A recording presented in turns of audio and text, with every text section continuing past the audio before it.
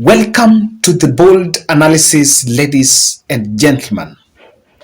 In this video, I want us to revisit a bit the August 9th contest between Raila Odinga and Deputy President William Samoei Ruto. I'm legally right that President William Ruto is Deputy President. When the Supreme Court case was filed, there is nothing like now President-elect. That's what I understand. Now, today I listened to Rigathi Gachagua's speech in Rongai while campaigning there. Remember, there is a by-election that is supposed to be done in Rongai. And I had also followed his speech somewhere in Gadiru, in Presbyterian Church in Kiambu on Sunday, when he spoke about their motive, or rather what was their plan for the last election. While in the campaign trail it was packaged as an economic liberation struggle, that is how the UDA campaign was actually packaged. Remember the slogan, "The freedom is coming."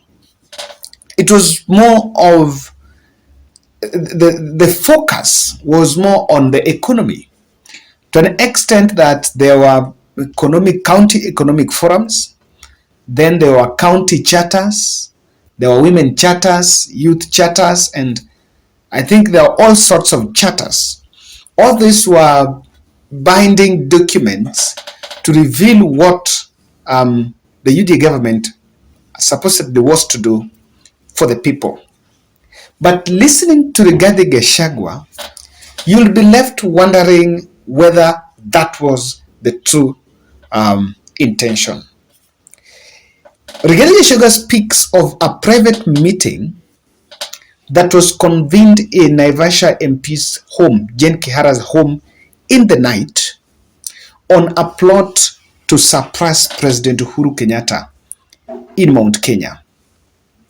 And I've always mentioned in my analysis that the young politicians that were around Deputy President, it was nothing based on ideologies, but they are purely politicians who are posturing for transition.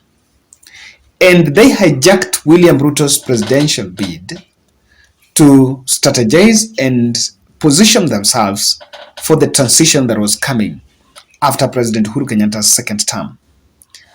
And what Rigathi Gachagua is saying is that himself, he mobilized Kiharu MP Ndindi Nyoro, Kandara's Alice Wahome, Kikuyu's Kimani Ichung'wah, Moses Kuria, and Jane Kihara to launch a plot to overthrow Mr. Kenyatta as the commander of Kenyan politics. But there is something that I think is not said in that statement. What is simply not saying is that they were working in the interest of Deputy President William Samoei Ruto. You'll remember that Moses Kuria once said that Mount Kenya was not going to produce a presidential candidate. I think that is the moment maybe this meeting was crafted. And from what I can see, because Mount Kenya was not going to present a presidential candidate, these politicians were mobilized by William Samoei Ruto to try to wrestle an influence from President Uhuru Kenyatta so that they would actually coalesce around him, and the strategy to attack the president and bring all those was actually laid for in the interest of William Ruto's presidential bid. And today I can say that perhaps when the handlers of the president says that there was a plan for impeachment, there is an element of truth into that. Because William Samoei Ruto seems to have known that President Uhuru Kenyatta was not going to support him. And he was not going to work, the president was not going to work with him after that handshake. But better still, you could still grab some very good information from Charles Keter, who said that whichever way, whether there was a handshake or no handshake, there was no way Deputy President William Ruto was going to face 2022 context in a united front with President Uhuru Kenyatta. So Rigathi Gachagua speaks about this passionately, and I can see a hustler indoctrination. There was an indoctrination of the hustlers versus dynasty. The story is captured in The Nation and is saying that they were perhaps told to liberate Mount Kenya from Kenyatta's family. So that is why you could actually see that any other political tool or any other political narrative that was in the campaign trail by UDA, everything was framed vis-a-vis the president. There is a clip where someone says that hii barabara imetengenezwa ni ya kubeba maziwa, so that maziwa is to benefit family, the first family. When someone was talking about the Naivasha port, the port was criticized that it was built in a land that belonged to the first family. When I think Kimani Ichung'wah once spoke about the bypass, and he said that there was some diversion, and that diversion was somehow associated with the first family. Then this tells you that the economy pitch in the campaign trail was just but a cover-up.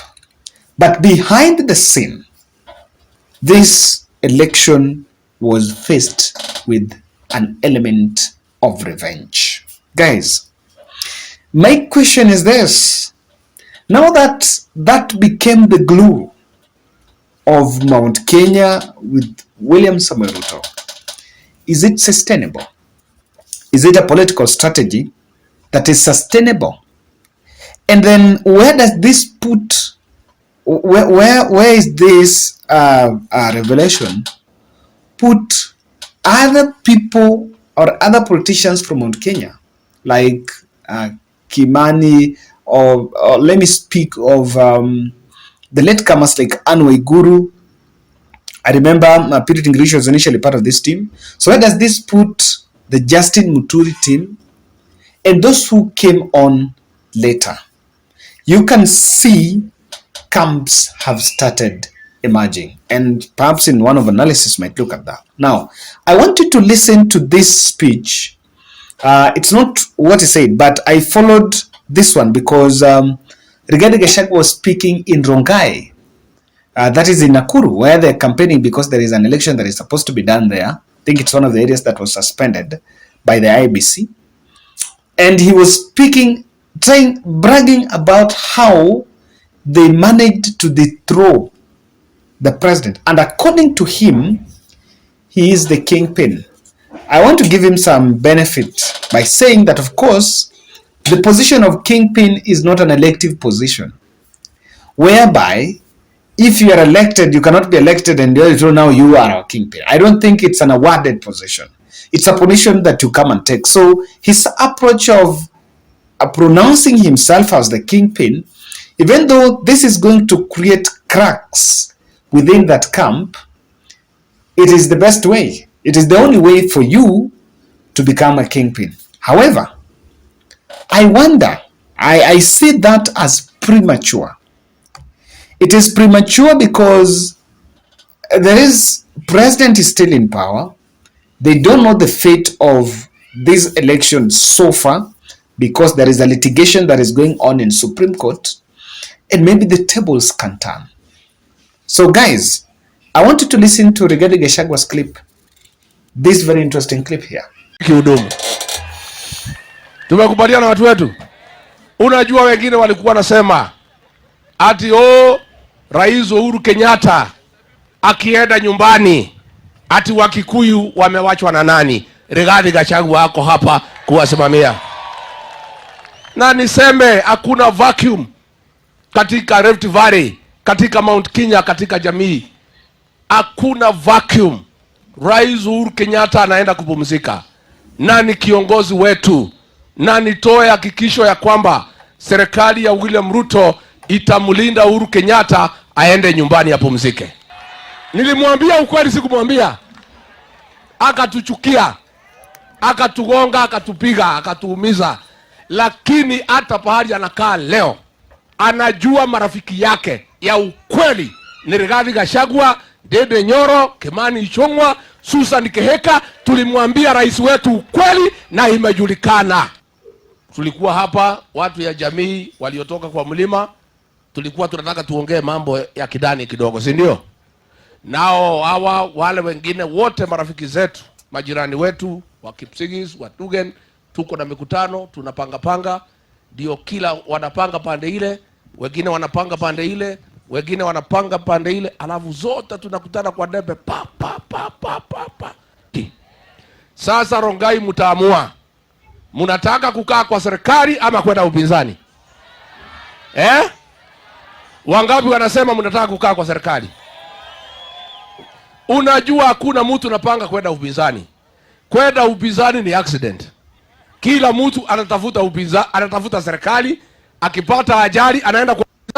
Now, if you listen to that speech, what can you see? What are some of the messages that you can grasp from that? Ladies and gentlemen, kindly subscribe to our channel. Thank you for over 32,200 subscribers. Asanteni sana. We do this every day because of you, and let's continue subscribing. As I also remind us about Sarah Tieno's fundraiser that we extended by 15 days. So it's going to end on 5th September. The 50 shillings challenge that is still going on. We have a balance of 215 that we're just trying to push on, and we believe that this can still be achieved. She's suffering acute leukemia. We did the first 21 days challenge. We were in a position to pay cumulatively 829,000 with an insurance cover also injected, also paid up.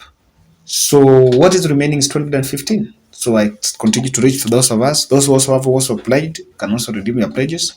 So I believe that by 5th September, we'll be in a position to give, to make sure that Sarah is discharged from Kenyatta Hospital. Collecting that through 0710 62 78 89. Now, Rigathi Gachagua is playing reverse psychology on the Supreme Court case. And this reverse psychology, I think, is what UDA are doing to, by the government pitch. They're really telling the voters that they are government. So on the other side, whoever is in Supreme Court is opposition. That is the reverse psychology. And I think it's not only targeting Rongai. I will not be shocked to see him campaigning in Mombasa or campaigning in Kakamega and talking about the same. But I'm waiting to see Rigathi Gachagua campaigning in Mombasa, really. So that, I don't know why he only has to go to areas where he can speak Kikuyu and talk to Kikuyus. Talk to Gema. He doesn't want to go areas where he's going to talk to other people. He doesn't want to talk Swahili, I don't know. So, this is already a strategy. And I think it has an impact, it can have an impact on the by-elections. So that is why when in that tensed meeting, where the aspirants were demanding that the by-elections, the gubernatorial elections have to be done, it was actually advisable, because the trap was to wait for the elections, for the Supreme Court verdict that is supposed to come on 5th September. Then after that verdict, they will then come out and use that euphoria. Whoever shall have won will call himself government and use that to go to the campaign trail. So, yeah, trying to play that reverse psychology. What people might not appreciate, and many people don't appreciate from this, is the motive comes out as Mount Kenya internal issue. And it sees that what was really happening, it was not about the interest of Kenyans, but someone was going to election to go after President Uhuru Kenyatta. while that is a strategy to win the vote, but I believe you should always try to reach out to the rest of the country. Telling us that you met, so you chased the president, you wanted the president to be kingpin, that's more of a household, of internal housekeeping. But then when it comes to the country, I think it's bigger than that. That is not something that is very welcomed. If you listen to that clip, Gachagua sees Mount Kenya and Rift Valley as areas that are above the rest, and so underestimates the other tribes. I don't know why it had to go to an extent of saying I'm meeting Kikuyus, then someone is going to meet watu wetu tuongee sijui lugha ndani ndani, someone is going to meet Turgen and what. I don't think it had to go that direction, because that is not cutting the national cake. From now, he is now being given security. He was called deputy president-elect. There must be different code of conduct. The language should change, so that even if you go to campaign trail, I listened today Raila Odinga's speech in Mombasa. He did not go after the Ruto. He went after Chebukati, and then because that was. But then if you look at you making that, it doesn't really sound well. But Gachagua is framing opposition voters as people who might be disenfranchised, and that has been the problem. That is the problem. If you start framing the country in terms of this is a government and that is opposition, then you create the division. And when you create the division, you actually limit the legitimacy of that government, because you cannot underestimate the fact that the gap, even though the results are contested, the gap between the two presidential candidates is 200,000. So where are you getting all these bragging rights? It doesn't get somewhere. You need to find a way to get a common ground. But if you start framing the country in terms of those ones are in oppositions and these ones are in government, my honest opinion is that is more divisive. Guys, that's my bold analysis.